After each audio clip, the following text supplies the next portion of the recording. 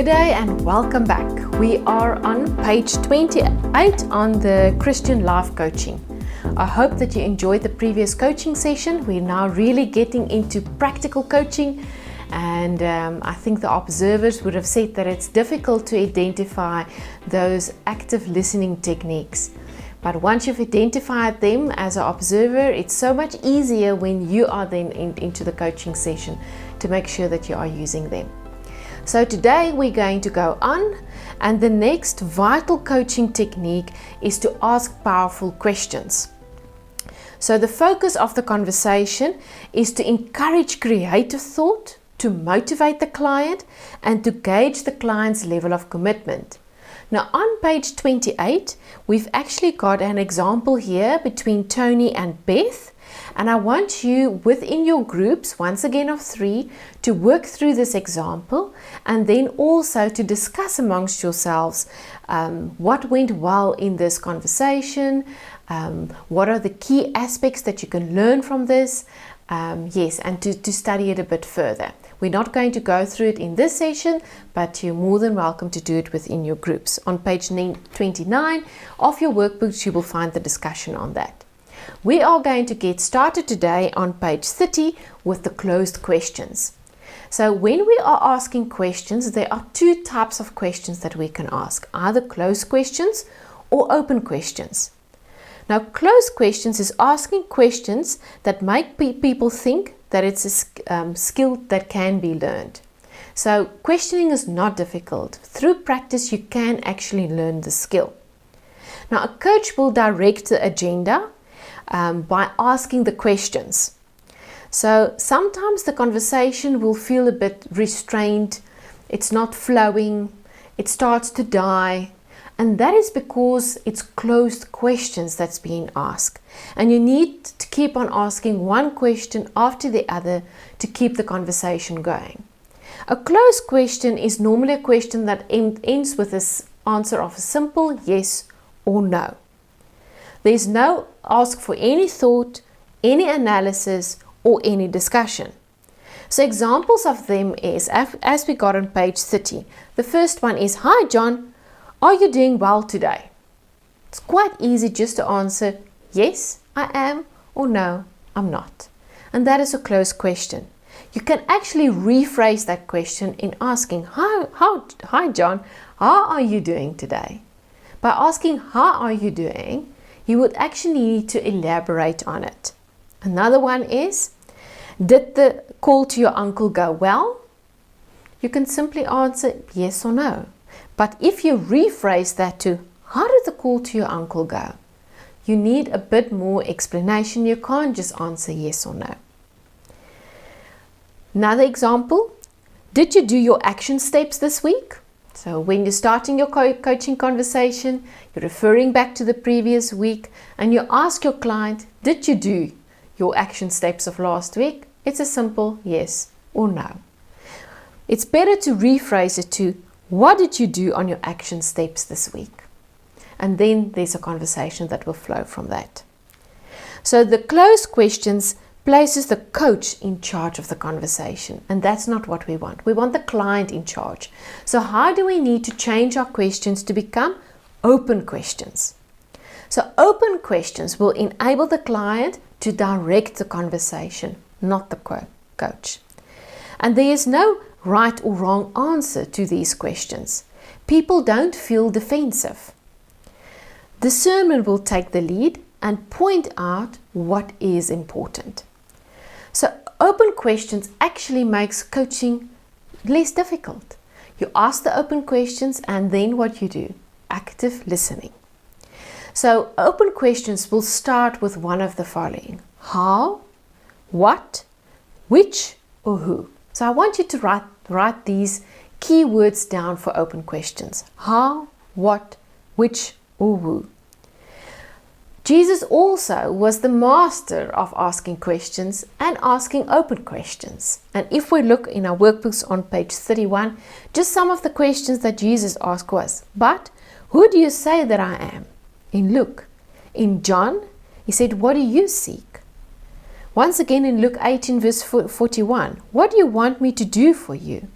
And then in Luke 10 verse 26, what is written in law? How do you read? So it's important that we also ask open questions.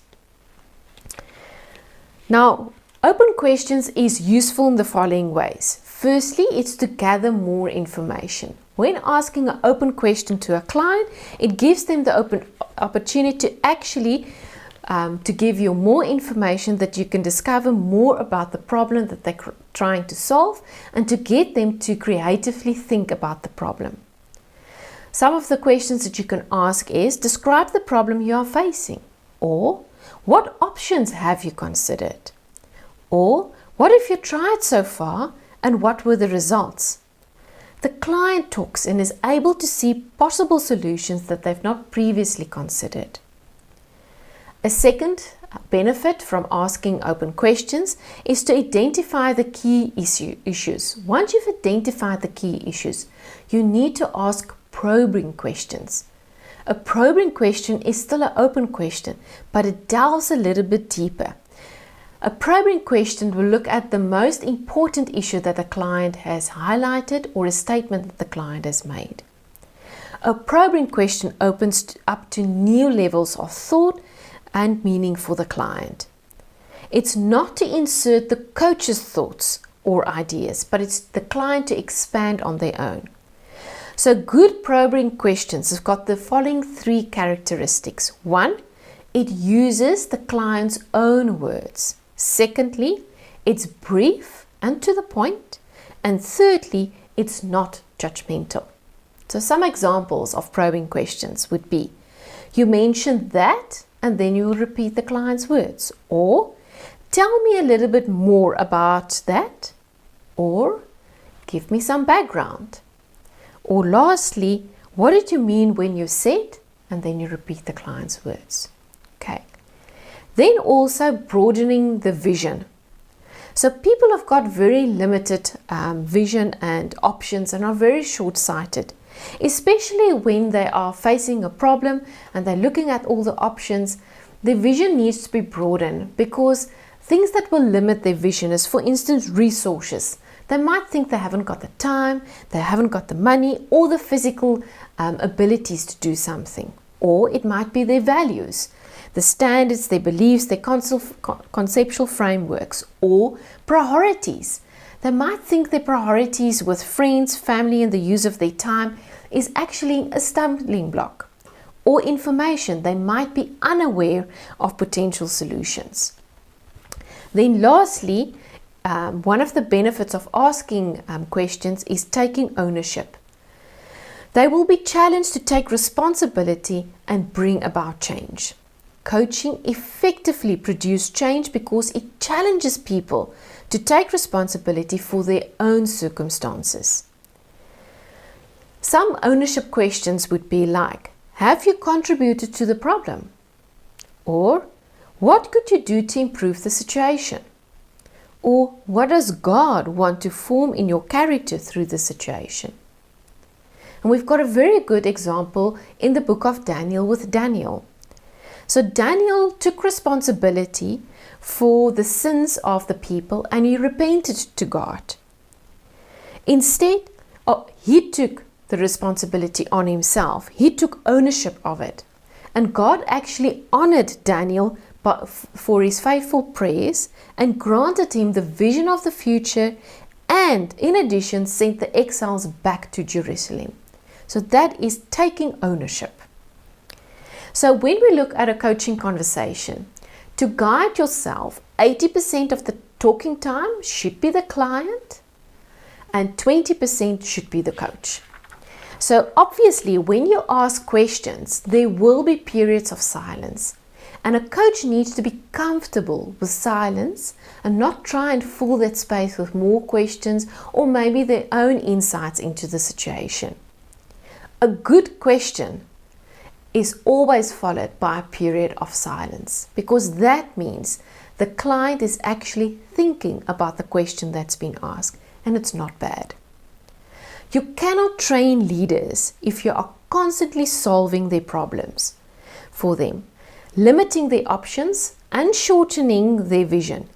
You must provide them the room to grow, freedom to think, and freedom to fail, and to take real life responsibility. By asking open questions, you are going to guide these young leaders into the right direction. So, from this opening questions, the following study questions is waiting for you on page 34. Number 1. Once again, in your groups you can discuss what is the difference between a closed question and an open question. I want you then to jump to number 3, which is why are open questions so valuable in the coaching process? And then question number 5, describe 3 ways that a coach can use open questions. Then once again, I want you to break up in your groups of 3 with a coach, a client, and an observer. And then I want you to actually take some time to ask questions. I want the observer to observe, is the coach asking open questions or closed questions? Where closed questions are asked, make a note of it and afterwards discuss how that question could have been changed into an open question. I want you to take 5 minutes and then rotate so that everyone get the opportunity to be the coach, everyone to get the opportunity to be the observer, and everyone to have the opportunity as the client. Okay, and then give feedback to each other. Then we're going to move on to setting goals. So the coaching process is driven by goal setting. When you set a goal, you are committed to a specific end. Now the client chooses the goal in the coaching relationship. The coach will focus each coaching conversation around that goal. The coach will help the client develop action steps towards that goal and to bring the client closer to the goal. The goal gives the coach permission to engage, since the client has clearly requested the coach on that agenda to help them, to assist them to get to the goal and stated objective. So from a believer's point of view, setting a goal is an act of faith. In some ways, goal setting works like prayer. As a Christian, setting a goal is stepping out of the boat to do what you believe God is calling you to do. Now, a Christian coach is helping its clients understand the power of goal setting to produce change that comes from God and points back again to God. So what are the 4 benefits of goal setting? The first is goals provide clarity. So the client has actually got clarity now, what are they committed to achieve? It also, secondly, gives motivation. It gives a vision for the end result, and that motivates you towards that end result. Thirdly, it bestows a mandate. So it actually gets the client's priorities focused on the coaching conversation and to get to that goal. And it gives the coach the mandate to engage with the client. Goals also, fourthly, provoke action. So you need to take action to get to your goal. If you don't know where you're going, how do you know which road to take? Then if we look on page 36 in your workbooks, you will see 2 diagrams. The one labeled first phase and the other one labeled second phase. The first phase is the first phase of the conversation, and you will see it start off with a narrow focus. That narrow focus is the specific goal. So you can ask the client when they come into the conversation, what do you want to achieve out of today's conversation? And that will be the specific goal that they put on the table. Secondly, you now need to clearly define that goal. And that will happen by asking open questions to explore what are some new insights, what are some new possibilities. Then once again, you will ask open questions to get to what are the options. Okay. Then you will move on to the second phase. You now got the options. So we're now on the broad scale of that diagram. And we now need to narrow down again. So broadly, we've got a lot of options on the table. Once again, you will ask open questions to evaluate and discuss each of these options. With the client, through discussion and open questions, you will reject some of those that will not move on to being left as one of the options or two of the options on the table. Once you've got the options that are left over, you will convert these options now into action steps. So you can see with your conversation, you are moving at the narrow part from a specific goal through the discussion, through defining the goal, getting the options, evaluating the options, down to the action steps, which is then narrowed down again.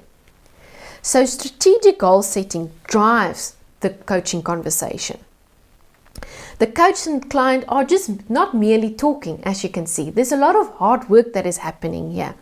It's headed in a specific direction towards a goal that is stated by the client. The entire process, you can see, is client-centered, not coach-centered. It's client-centered. The client sets the initial goal. The client explores and comes up with options. The client evaluates the options, and then the client comes up with the action steps towards to achieving these goals. The coach role is to guide in the process by active listening and asking open questions. So let's look at how should these goals look. And it's got to be SMART goals. So you might say, yes, but when is a goal a SMART goal? A SMART goal is, as the acronym stands for S, is for it's got to be specific. M, measurable. A, attainable. R, relevant. And T, time specific. So when we say a goal is specific, the S part, you've got to precisely state what you want to accomplish. In your workbooks on page 38, you will see the example that I got there is, for instance, the husband that says, I want to be a better husband. What does it mean to be a better husband?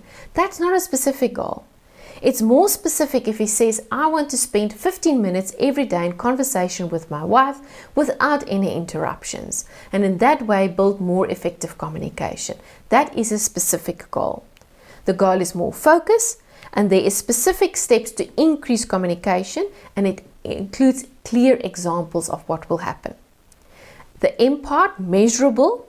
You've got to be able to measure if you achieved this goal. For instance, if your goal is to cross the river, once you're on the other side of the river, you can measure that you have crossed the river. So it's got to be measurable. Then attainable, the A part, attainable. Now, attainable is only possible if you are in control of the outcome of that goal. If your goal that you've set is dependable on other people's interactions or actions that they need to take, that goal is not attainable. So you've got to make sure that your client puts down a goal that is attainable and that is only dependent on their own actions. Then relevant. So a goal is only relevant when it's important to the client, and that will come through the discussion. And you can ask the client, how important is this goal to you? And then you will immediately see if it's relevant or not. If it's relevant, the client will be motivated towards this goal. And then lastly, the T, it's got to be time specific. There's got to be a deadline, because that will motivate the client to take the action steps. Now we all know life happens. So that estimated time can be moved in a consultation to say, it's going to take another week actually to attain this goal. Let's move out the deadline. So as an appendix, we have included for you a SMART goal worksheet. So please make sure that you make a copy and you keep that with you to make sure in your coaching conversations you are setting SMART goals. Then the study questions on page 39. Firstly, in your groups, I want you to explain how setting goals is an act of faith. Why is this important? Secondly, what are the 4 benefits of goals? Thirdly, describe the flow of a coaching conversation. And then lastly, once again, it's time for coaching. So I want you to consider an area of your life where you would like to see change. In your groups of 3, as the coach, client, and observer, I want you to go into a coaching session and actually discuss this and set for yourself SMART goals. The observer, please write down and make sure that the goal that is set actually meets the definition of being a SMART goal, and then give feedback.